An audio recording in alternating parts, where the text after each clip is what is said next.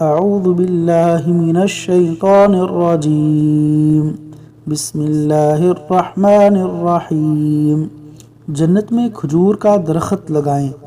نبی کریم صلی اللہ علیہ وسلم نے فرمایا، جو شخص ایک دفعہ کہتا ہے سبحان اللہ العظیم، سبحان اللہ العظیم وبحمدہ، سبحان اللہ العظیم وبحمدہ، سبحان اللہ العظیم وبحمدہ۔ ترجمہ: پاک ہے اللہ عظمتوں والا اپنی تعریفوں کے ساتھ، تو اس شخص کے لیے جنت میں کھجور کا ایک درخت لگا دیا جاتا ہے۔ جامع ترمذی حدیث نمبر 3464۔ اللہ تعالی عمل کرنے کی توفیق عطا فرمائے، آمین۔